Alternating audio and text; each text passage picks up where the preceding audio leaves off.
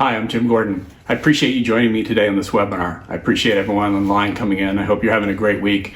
I know it's a difficult time. We're mostly at home, working from home, so I appreciate you spending a few minutes with me over the lunch hour to find out a couple things that's going on in the world of law. The thing I want to focus on, it's going to be a short webinar today, but it's what's going on with the COVID and how it's affecting both cases in suit and cases that are pre-litigation. So those are kind of the things I'm looking at. We do have the chat function open up on the webinar. If you are interested in asking questions, I'd appreciate that and try to cover your questions. So the first thing I'd like to discuss is what's going on with cases that are in litigation.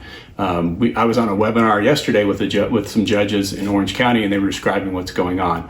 The Supreme Court issued an order recently that closed all courts until the end of May. So there will be no jury trials or really live hearings until the end of May. What is the ramifications of that for our cases we currently have and our clients? What that means is every case that was going to go in April and May is going to get pushed back either to the fall or potentially a lot of them are pushed back to 2021. That's a problem, as the judges acknowledge, and they're trying to figure out ways to accomplish that. Bringing in senior judges potentially if the court system has enough money and there's enough courtrooms, or just doing more trials than they usually do. Those are things we're trying to work out. One of the things we learned in the webinar was that judges are worried that there's not going to be jurors that want to come to jury trial. So everyone out there, we've all had jury trials and been summoned to jury duty, and a lot of us don't want to go. I know when I pick juries, a lot of them don't want to be picked for juries. And so it's always interesting when you get that final jury and they say, some of them groan because they don't want to be there for a week or two when you're in that jury.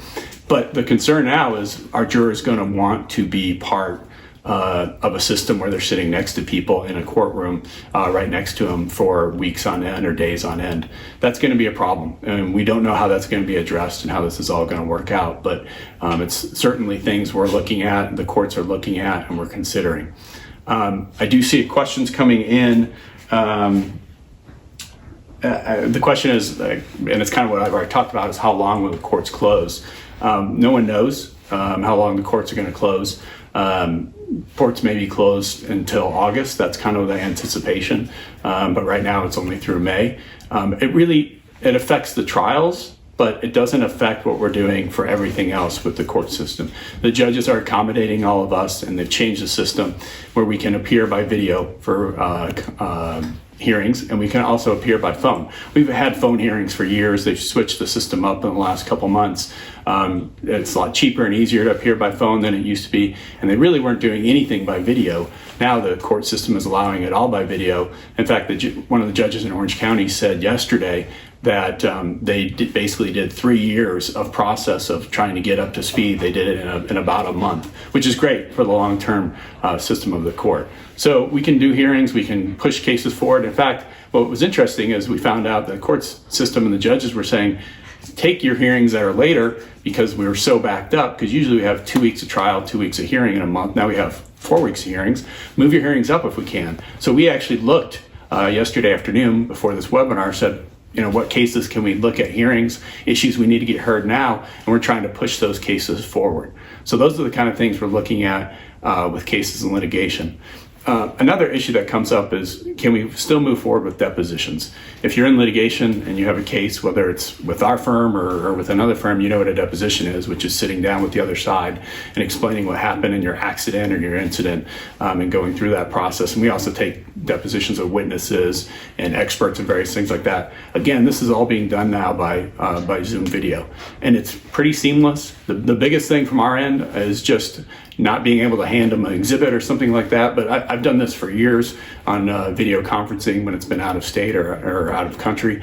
I will just prepare even more so ahead of time, send all the exhibits to the court reporter ahead of time. They mark them, they're ready to go. Then when I'm standing there or I'm sitting there in deposition, we hand them an exhibit, everyone has it, I send it to the other attorney ahead of time. So that kind of thing is going seamlessly as well. We're just having a little bit of discussions with the insurance companies and the defendants on, do they really like doing it that way? They want to be there live. But the court system is saying right now, you can't insist on being live. We have to move forward with these cases, which is what we're really looking at. Another good question came in is what we can do about mediations. mediations, for people that are in litigation, is a settlement conference. They're usually done live. We're there with our client, the other party's there with their attorney, and then the insurance company's there. And that's the way it always works. Admittedly, for years, I insist that the insurance company have the rep there, because I think when you're not there present, you're not as engaged, because the rep's sitting at his office or her office and doing other work and taking phone calls. And I used to work on the insurance side and knew how the insurance reps would do that. I mean, they're busy and they want to utilize all their time. The problem with that, there is that problem, but now I think the good thing is with the video conferencing, we're seeing everyone, we can see what everyone's doing, so we can actually have the same system through Zoom or through another platform and mediate a case. And what the mediators are doing is they're looking at the mediations and making sure that everything's confidential. They're either on two different computers to make sure once we're separated that we can do the mediation, or making sure that everything's confidential when we're talking in separate sessions. So mediations are going forward. We just scheduled one, and one of my partner's cases, David's case, is at the end of the month. So we're moving forward on those cases as well. The other thing I'd like to talk about today is what will happen in pre-suit cases. So you've been in an accident, for example, auto accident. I know there's not as many cars on the road right now, but obviously people are still going to work, still having to go to the store and do different things depending on their job. If you're in an accident, what do you need to do still? You still need to treat in 14 days. That can be difficult because there's a lot of doctors, maybe your own doctor that you want to go treat with is not practicing right now, or they're taking limited patients. The reality is if you call your doctor, especially if it's a physiatrist, pain management doctor, chiropractor, a lot of them are open and on limited time seeing limited patients, and they'll work you in.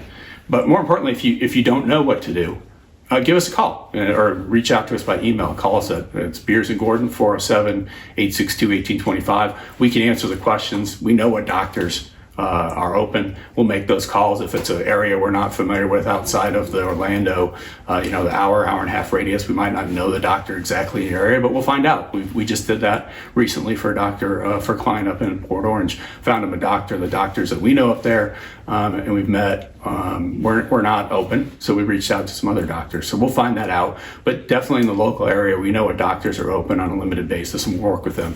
And those are the kind of things you need to reach out and ask about, because you might not know that. And definitely a lot of family doctors, a lot of people call their family doctors after an accident. Family doctors are really not seeing anyone unless it's on an emergency basis. So those are the kind of things you need to look at. Some other things that are happening is officers don't want to come to the scenes of accidents. They will if it's a bad accident, but they may push you to just exchange information. The one thing I'd say if you're exchanging information in this scenario, really any scenario, is just make sure that you exchange insurance information, you exchange licenses, take pictures at the scene of both vehicles, where they were located, what they look like. Because what you don't want to have happen, and it definitely happens, I just had a call recently, just last week, where they said the person left the scene right after that, and they said, no, that didn't happen. That accident didn't happen the way they said it.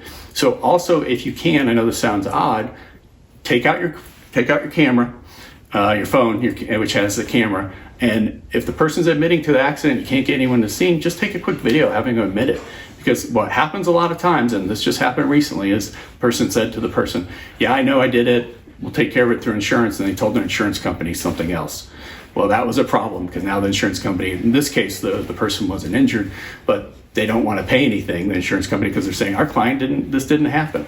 And had they just taken a quick video, I know it's an odd thing to think about, but that's what we try to do as attorneys, is take out that video, say, admit on the video that you did it. You got a 10, 15 second video. You can shoot that to the insurance company, or we can shoot it to the insurance company if you hire us. Let's see if there's any other questions. The last question I see is someone that actually has a case going on right now, or a pre-suit case going on, and they were wondering about what's called an IME. Your PIP provider, if it's Allstate, State Farm, whoever it may be, can send you out for what's called a medical exam, a compulsory medical exam, just to see if you need further treatment. What we're seeing right now is those exams are not getting scheduled. That's a good thing potentially for you, because you're not going to get cut off if you have a case going on from further PIP benefits. But it's because of twofold. A lot of doctors don't want to see these patients at the time. They want to limit it just to the patients that are their patients, number one. And then number two, we have a right to videotape any IME or medical exam like this done by the insurance companies. And we can't bring, because of the social distancing and those issues, a lot of the doctors won't let us bring in the extra videographer, even though the courts require it. So those are the kind of things we're looking at. See if there's anything else. I don't have any other thing I needed to cover, and I don't see anything else here on the chat. Hopefully this was helpful to you. Hopefully if you have a case going on, whether it's us or someone else, you're rest assured that it's going to move forward. We're going to move every case of ours forward. I think in some ways it's going to increase the discovery. We're going to be able to rapidly get things going. It's just we know, unfortunately, on the back end, the trials may be delayed, and that's not something we ever like. We try to get cases of trial as quickly as we can. But in Orange County, for example, trials are 12 to 15 months out before this. And in Seminole County, it was 10 to 12 months. We're probably looking at another 4 to 6 month delay. But those are the things we're going to keep working on. If you have further questions, whether it's about your case with us, another case, or more importantly, if you've had a recent accident, a recent issue you have questions about, please reach out to us. It's Jim Gordon, 407-862-1825.